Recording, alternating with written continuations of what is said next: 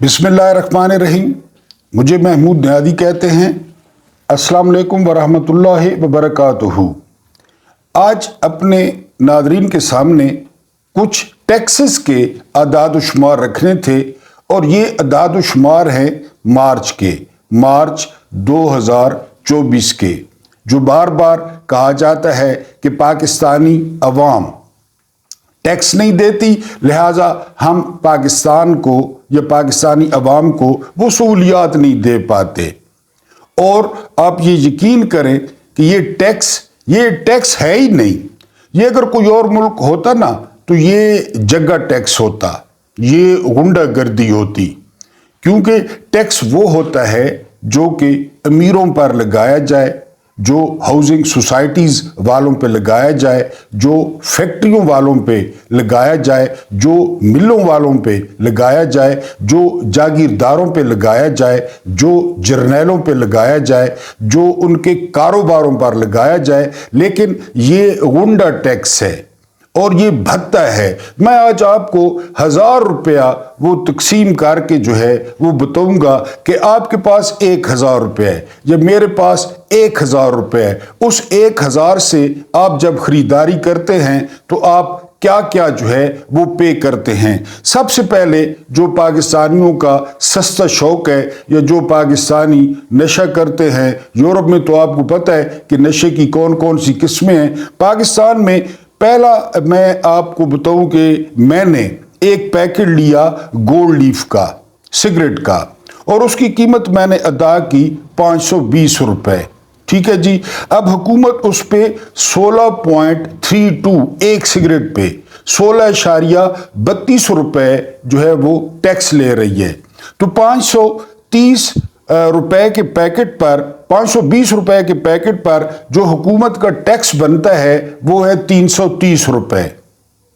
520 पे हुकूमत का टैक्स है 330 रुपए। आगे सुनिएगा, 1000 रुपए है मेरे पास। फिर मैंने 100 रुपए की स्टिंग ली, जिसे वो आप एनर्जी ड्रिंक कहते हैं या वैसे ड्रिंक कहते हैं आप अयाशी के लिए। उस पे 18% वो हुकूमत का सेल्स टैक्स है। तो मैंने कितने पे किए जी? सीधे सीधे 18 रुपए हुकूमत को पे किए। उसके बाद मैंने क्या किया, मैंने 100 रुपए का अपने मोबाइल पे लोड कराया। ये भी हर आम पाकिस्तानी कराता है। उस पे हुकूमत ने मुझसे लिए 13 रुपए। उस लोड पे 13 रुपए तो उसने साफी काट लिए। इसके अलावा ये ज़हन में रखें कि जो आप कॉल करते हैं उस कॉल पे अलहदा टैक्स होता है। ठीक है जी। उसके बाद 280 रुपए मेरे पास बच गए। 280 रुपए का मैंने पेट्रोल डलवा लिया और इस 280 रुपए पे हुकूमत ने मुझसे जो है वसूल किए 54 रुपए, यानी ये फ्रेट रेट और लेवी में 54 रुपए। ये टोटल हो गए 415 रुपए। 1000 रुपया मैंने या आपने इन 4 चीजों पे खर्च किया 1000 रुपया और मुझसे हुकूमत ने ले लिए 415 रुपए। अब जरा यकीन करें, खाली इस ईद को देखें कि ये 4 चीजें मैक्सिमम लोगों ने इस्तेमाल की होंगी और 1000 रुपया इस्तेमाल किया होगा। आपका जो माशाल्लाह जो है ना वो जवान बच्चा है, यहाँ हम गोल्ड ही निकाल लेते हैं। अल्लाह पाक नशे से बचाए, आपके बच्चों को भी बचाए। कोई ये अच्छी चीज़ नहीं है। ये तो मैंने जनरलाइज किया है, यानी जो पाकिस्तानी कौम का आपको पता है शौक है, तो आपके बच्चों को अल्लाह पाक इससे बचाए, क्योंकि ये हर नशे की इब्तिदा है। बहरहाल यानी आप गोल्ड लीफ की जगह 520 रुपए का खाना कर लें या कढ़ाई कर लें, जो कि मिलती नहीं है, बहरहाल आप कर लें। तो 1000 पे हुकूमत पाकिस्तान ने मुझसे कितने पैसे ले लिए? 415 रुपए। अब ये मैं हो गया, मेरे सुनने वाले व्यूअर्स हो गए, यानी आप जो है ना वो 10 बंदे, उसको ज़रब दे लें 10 ज़रब 415, 20 ज़रब 415, 50 ज़रब 415। 1000 बंदा अमूमन व्यूअर्स होता है, तो आप उसको 415 से ज़रब दे लें कि जो है ना वो हुकूमत ने हमसे कितना टैक्स ले लिया। और दुनिया की किसी जुबान में इसको टैक्स नहीं कहते, इसको जो है वो भत्ता कहते हैं, इसको जगह टैक्स कहते हैं कि जो जबरन आपसे निकलवाया जाए। ورنہ جو ٹیکس ہوتا ہے وہ امیروں پہ ہوتا ہے۔ میں نے آپ کو بتایا تھا کہ اس میں نا جب آل انڈیا مسلم لیگ وہ حکومت میں شامل ہوئی تو ہندوؤں نے جان بوجھ کر وزارت خزانہ وہ مسلمانوں کو دی۔ مسلمانوں کی طرف سے غلام محمد جو بعد میں گورنر جنرل بھی بنے تھے وہ فائنانس سیکرٹری تھے۔ غلام محمد نے قائد اعظم کو مشورہ دیا کہ وہ خان لیاقت علی خان کو وزیر خزانہ بنائیں۔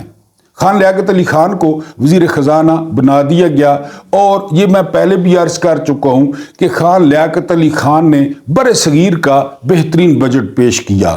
کیوں بہترین بجٹ پیش کیا؟ ان کو پتہ تھا کہ ہندو بنیوں کے پاس کتنے پیسے ہیں اور انہوں نے دبا رکھے ہیں۔ خان لیاقت علی خان نے ہندوؤں بنیوں پر اتنے ٹیکس لگا دیے کہ ان کی چیخیں نکل گئیں، لیکن عام آدمی نے اور عام لوگوں نے وہ جشن منایا۔ اسے بر صغیر کی تاریخ کا سب سے انسان دوست اور سب سے جو ہے وہ پبلک ریلیف والا بجٹ آج تک کہتے ہیں۔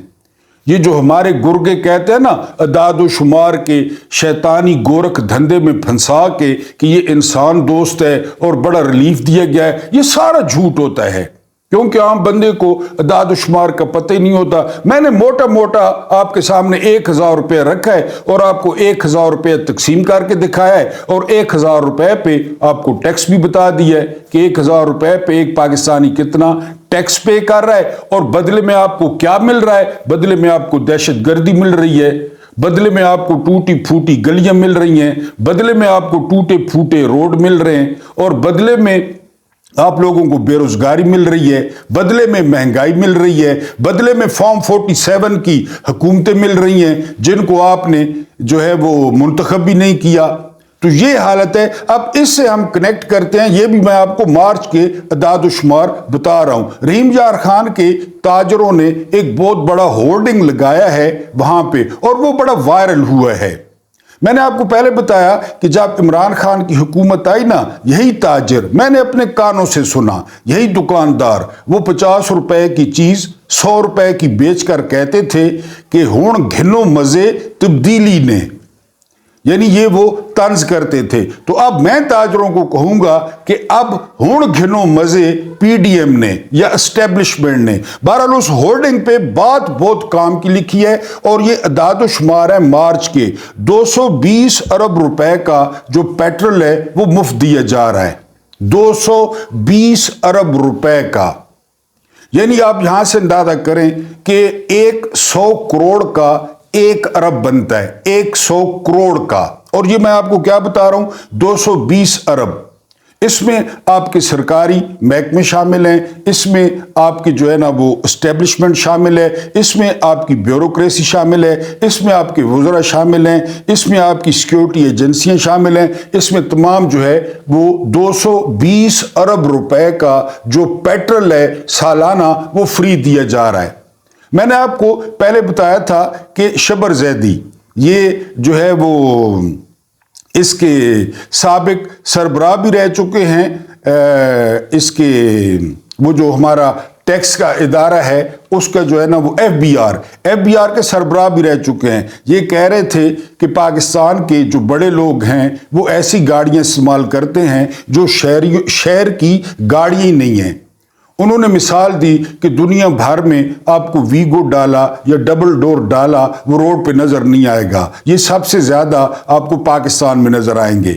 ورنہ دوسرے ملکوں میں جو کمپنیاں ہوتی ہیں نا، جو کنسٹرکشن کمپنیاں ہوتی ہیں، ان کے فورمینوں کے لیے اور ان کے جو ہے نا وہ کام کرنے والوں کے لیے یہ گاڑیاں ہوتی ہیں۔ کبھی وہ کس سائڈ پہ جاتے ہیں، کبھی کس سائڈ پہ جاتے ہیں، کبھی پہاڑوں پہ جاتے ہیں، کبھی جنگلوں میں جاتے ہیں، لہذا یہ گاڑیاں ان کو دی جاتی ہیں۔ لیکن پاکستان میں یہ سٹیٹس سمبل ہے، پاکستان میں یہ ڈاڑھے ہونے کی علامت ہے کہ میں بہت بڑا کھڑپینچ ہوں، میں بہت بڑا بدماش ہوں، لہذا ان کے پاس ڈبل ڈور گاڑیاں ہیں۔ اسی طرح پراڈو ہو گئی، اسی طرح لینڈ روور ہو گئی۔ اور شبر زیدی نے کہا کہ پیٹرول اصل میں جو گاڑیاں پھونکتی ہیں وہ یہ گاڑیاں پھونکتی ہیں جو سرکار کے پاس ہیں، جو سول اسٹیبلشمنٹ کے پاس ہیں، جو ملٹری اسٹیبلشمنٹ کے پاس ہیں، جو جیپیں ہیں और जो गाड़ियां हैं ये पेट्रोल फूंकती हैं। अब उसको बैलेंस करने के लिए पेट्रोल दिन ब दिन वो महंगा करना पड़ता है। और महंगा क्यों करना पड़ता है कि 220 अरब रुपए का जो पेट्रोल है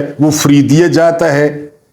क्यों फ्री दिया जाता है? ये अब एक प्राइवेट इदारा है ना, ये प्राइवेट फर्म है, वो बेशक अपने मुलाजमीन को फ्री पेट्रोल दे, वो तो पे करती है, जाहिर है वो मुनाफा कमाती है। सरकार वो इतनी तनख्वाहें और इतनी जो है ना वो मराद और उसके बाद जो है ना वो पेट्रोल फ्री, यानी जिस बंदे की वो तनख्वाह है 25,000 रुपए, वो 300 का लीटर पेट्रोल डलवा रहा है, और जिसकी जो है तनख्वाह है वजीर खजाना की 3 करोड़ रुपए महीना, उसका पेट्रोल फ्री है। ऊपर मैंने 1,000 रुपए तकसीम किया, डॉट कनेक्टिंग आपने खुद करनी है, और 220 अरब रुपए का सालाना जो है वो फ्री पेट्रोल दिया जा रहा है। अगली बात पे आए, 5 खरब, दिल पे हाथ रख के सुनना है, 5 खरब और 44 अरब की बिजली चोरी हो रही है। 5 खरब 44 अरब की कौन कर रहा है? मैं, आप जरा करके देखें या मैं करके देखूं, ये कौन कर रहा है?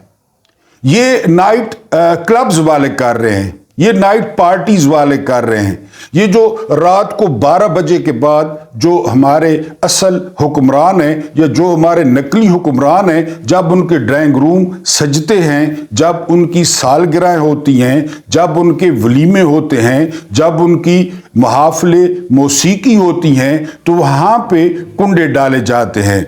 अब आप कहेंगे कि ये 5 खरब और 44 अरब रुपए प्राइवेट कंपनियां पूरी किस तरह करती हैं? तो ये मुश्किल मैं आपकी आसान कर देता हूं। वो इस तरह पूरी करती हैं कि इन 5 खरब 44 अरब को वो आम सार्फिन पे तकसीम कर देती हैं। आपने अक्सर टीवी पे नहीं सुना या सोशल मीडिया पे नहीं सुना कि मेरा एक पंखा है, मेरा एक बल्ब है या मेरी एक ट्यूब है और मेरा जो बिल है वो 16,000 रुपया आ गया। वो क्यों होता है? कभी आपने सोचा है? मैं आपको बताता हूं कि ये 5 खरब और 44 अरब रुपए जो है ये तकसीम कर दिए जाते हैं। ये उन लोगों पे तकसीम कर दिए जाते हैं जो मेरी तरह, जो आपकी तरह, जिनका जो है वो बिजली का बिल आता है, तो वो कोशिश करते हैं कि 2 तारीख को, 3 तारीख को, 5 तारीख को, यानी उससे आखिरी तारीख से पहले वो जमा करा देते हैं। सफेद पोश होते हैं कि मीटर न कट जाए। अब जो सबसे बड़ा सोर्स है इसकी चोरी का, वो मैं आपको बता दूं कि जितने भी आपके बड़े लोग हैं, क्योंकि पाकिस्तान में हर बड़ा सियासतदान वो कारोबारी भी है, वो कारोबार भी करता है। हालांकि अफलातून ने कबल मसीह में कहा था कि कभी भी ताजरों को अपना हुक्मरान न बनाओ, और हम पहले दिन से और खासकर 85 के बाद, 1985 के बाद ज़िया के गैर जमाती इलेक्शन में जितने भी सरमायाकार थे, जितने भी सनतकार थे, जितने भी मिल ओनर्स थे, वो सारे सियासत में आ गए। अब ये 5 खरब और 44 अरब अगर ये आम घर चोरी भी कर ले तो इतने पैसे नहीं बनते। यानी जिनके नॉर्मल पंखे हैं और जिनके जो है ना वो नॉर्मल लाइट्स हैं, तो ये इतने पैसे नहीं बनते। इनकी मिलें जो है वो चोरी की बिजली पे चलती हैं। और इन्होंने वापडा का, मुझे एक नाम न बताने की शर्त पर, एक बहुत बड़ा अफसर वो बता रहा था एक मिल का कि हमने वापडा का कनेक्शन वो चोरी के लिए लिया हुआ है, वरना हमारा अपना पावर हाउस है, हम अपनी बिजली खुद पैदा करते हैं। हमने वापडा का कनेक्शन इसलिए लिया हुआ है कि हम वहां से चोरी कर सकें। तो मैंने एक दिन उससे पूछा कि यार आपको कोई पूछने वाला या आपको कोई जो है ना वो पकड़ने वाला नहीं है? तो वो बंदा कह रहा था कि जिस बंदे की ये मिल है ना, एक दिन टीम आई थी, हमने जो मेन गेट था मिल का, उनके आगे से वो मेन गेट ही नहीं खोला, और वो गेट पर खड़े होकर और हमने उनकी वो बेइज्जती की कि वो सारी उम्र याद रखेंगे, और वो वहां से चले गए। हमने उनको मिल में नहीं आने दिया, वो जो टीम आई थी। और हमने वापडा का या पाकिस्तान की जो बिजली है उसका कनेक्शन जो है वो चोरी के लिए लिया हुआ है। पाकिस्तान में जिस तादाद में और जिस तेजी से लोग अमीर होते हैं, यानी उसमें सवाल ही पैदा नहीं होता कि वो हलाल के पैसे हों, वरना उनके पास रसीदें होती। आपको मलिक रियाज का इंटरव्यू याद होगा जो उसने सलीम साफ़ी को दिया। सलीम साफ़ी को इंटरव्यू में मलिक रियाज, जो बैरियर टाउन का मालिक है, वो नेशनल टीवी पे बैठ के कहता है कि हर फाइल को पहिए लगाने पड़ते हैं, अगर फाइल को पहिए न लगाएं तो वो आगे नहीं जाती। अगर ये अमेरिका होता ना, अगर ये बरतानिया होता, यानी कोई भी काफरों का मुल्क होता, तो अगले दिन वो बालों से पकड़ के ना मलिक रियाज को उसी दिन ले जाते कि इस बात का क्या मतलब है, तुम किसको रिश्वत देते हो, तुम किस तरह अपना काम करवाते हो कि फाइलों को पहिए लगाने पड़ते हैं। फाइलों को क्या, मलिक रियाज ने सहाफियों को पहिए लगाए हुए हैं, यानी सहाफी जो है ना वो उसी की बात करते हैं। सहाफियों के लिए पाकिस्तान बाद में है और जो है ना वो पहिए पहले हैं। साफी आज आप देख लें कि जो है ना वो किस ग्रुप के ज्यादा हैं। आपको सबसे ज्यादा साफी वो नून लीग के मिलेंगे, आपको सबसे ज्यादा साफी पीपल्स पार्टी के मिलेंगे। और क्यों मिलेंगे? माल। और ये सबसे ज्यादा साफी आपको इमरान खान के खिलाफ मिलेंगे। वजह, इमरान खान ने इनको कुत्ते की तरह जो है ना वो इनकी परवाह नहीं की, इनको चाय के साथ बिस्किट नहीं दिए। और ये सलीम साफ़ी ने इंकशाफ किया कि पाकिस्तान की सियासत में लिफाफा कल्चर का जो आगाज था वो नवाज शरीफ ने किया, वो नून लीग ने किया, लिहाजा वो भी इनके साथ हैं। और ये कारोबारी, ये अपने कारखाने, अपने यूनिट्स, अपनी मिलें, ये जो है वो चोरी की बिजली पे वो चलाते हैं। एक और बात आपको बता दूं, वो बात ये कि ये सारे इस तरह जो है वो यकीन करें कि जुड़े हुए हैं। इनके मैं इंशाल्लाह अलहदा एक वीलॉग करूंगा, आपको रिश्तेदारियां बताऊंगा, रिश्तेदारियां कि इनकी रिश्तेदारियां क्या हैं। आप सुन के हैरान रह जाएंगे। ना कोई सैयद की तमीज़ है, ना कोई अवान की तमीज़ है, ना कोई खान की तमीज़ है, ना कोई न्यादी की तमीज़ है। रिश्ते, क्योंकि ये जो है ना ये रिश्ते नहीं करते, ये सौदे करते हैं कि ये जी सेनेटर को बेटी दे दी, एमएनए को दे दी, मिनिस्टर को दे दी, पीर को दे दी, वडेरे को दे दी, जागीरदार को दे दी। ये इसी तरह करते हैं, यानी ये जो है ना वो इन्वेस्टमेंट करते हैं। इन्वेस्टमेंट, ये मरियम नवाज की बेटी वो चौधरी मुनीर की जो है वो बहू है। आप चौधरी मुनीर के बारे में पढ़ें गूगल पे कि चौधरी मुनीर कौन है। चौधरी मुनीर ने सिर्फ इस्लामाबाद एयरपोर्ट का ठेका उसके पास था और उस ठेके में उसने अरबों रुपए कमाए, यानी पाकिस्तान में और कोई नहीं मिला। इस्लामाबाद इंटरनेशनल एयरपोर्ट का ठेका पाकिस्तान में कोई भी कंपनी नहीं मिली। वो मरियम नवाज की बेटी के ससुर को वो ठेका मिला। ये जो नया एयरपोर्ट बना है उस पे उसने अरबों रुपए बनाए। ये फिर इस तरह करते हैं, एक इनकी रिश्तेदारियां, दूसरे फिर इनके ठेके कि अपने रिश्तेदार को, दामाद को, साले को, उसके साले को, फुफ्फड़ को, मासड़ को, चाचे को, ये इस तरह है आपस में, इस तरह, यानी ये एक दूसरे के रिश्तेदार हैं। और ये 5 खरब 44 अरब की बिजली वो चोरी कर लेते हैं और ये फिर सारा कुछ आता है आम अवाम पे। और फिर इस पे ये जो है ना बस नहीं करते, फिर सबसे पहले इसी को महंगा करते हैं, बिजली को महंगा करते हैं। और फिर अरबों, अगर किसी सियासतदान का कारोबार नुकसान में हो तो आपने कमेंट्स में बता देना है। शरीफ खानदान कारोबार करता है, पता नहीं कितने कारोबार, दूध का, चीनी का, लोहे का। जरदारी खानदान कारोबार करता है, ये भी चीनी का और कितने ज्यादा।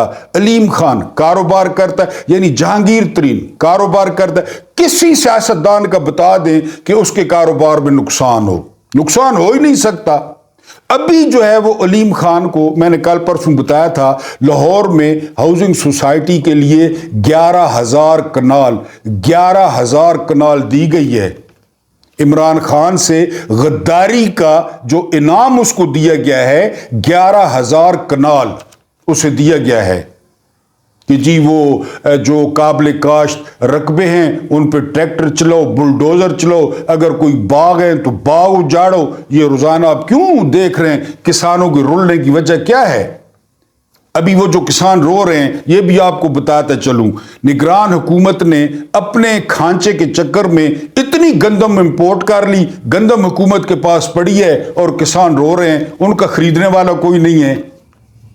ایک پاؤ گوشت کے لیے پاکستان میں دوسرے کی بھینس ذبح کرنا یہ بالکل عام ہے کہ دوسرے کی بھینس ذبح کر دو اپنے ایک پاؤ گوشت کے لیے۔ تو بہرحال آج آپ کو یہ بتانا تھا کہ 5 کھرب اور 44 ارب کی سالانہ بجلی چوری ہوتی ہے۔ اب آخری ٹاپک پہ آتے ہیں۔ لوگ بڑا وہ اعتراض کر رہے ہیں ایران کے سوشل میڈیا پہ، ایران نے جو حملہ کیا اسرائیل پہ کہ جی نقصان نہیں ہوا اور ایران انسانیت کو نقصان نہیں پہنچانا چاہتا تھا۔ تو میرا صرف سادہ سا سوال یہ ہے کہ آپ کو اگر شیعہ ڈرونز پسند نہیں آئے، اگر آپ کو جو ہے وہ شیعہ بیلسٹک میزائل پسند نہیں ہے، تو آپ دیوبندی ٹرائی کر لیں، آپ سنی میزائل ٹرائی کر لیں۔ یہ آپ کے ملک میں ڈھیروں جو ہے نا وہ پڑے ہیں، ان پہ آپ بے شک سنی لکھ لیں یا دیوبندی لکھ لیں۔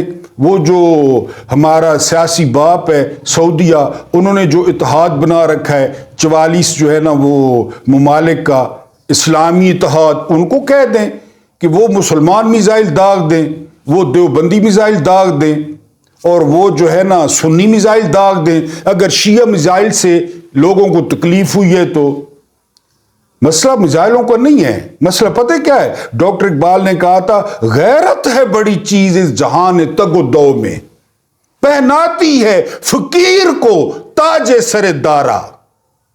اصل مسئلہ غیرت کا ہے، میزائلوں کا نہیں ہے، غیرت کا مسئلہ ہے کہ کس میں غیرت ہے۔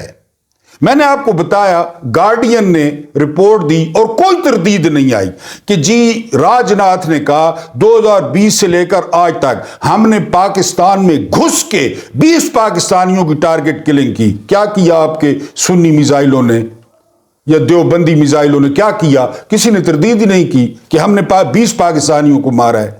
ایبٹ آباد میں امریکیوں نے آ کر اسامہ بن لادن کو مار دیا، گھر تباہ کر دیا، بڑے مزے سے وسکیاں انڈیلی واپس چلے گئے۔ کیا کر لیا آپ کے سنی میزائلوں نے یا کیا کر لیا آپ کے نہ دیوبندی میزائلوں نے؟ سلالہ چیک پوسٹ پہ جنرل اشفاق پرویز کیانی کے دور میں 20 فوجی افسران اور جوان شہید کر دیے امریکہ نے، اور بعد میں پتہ ہے امریکہ نے کیا کہا؟ غلطی ہو گئی ہے، سوری۔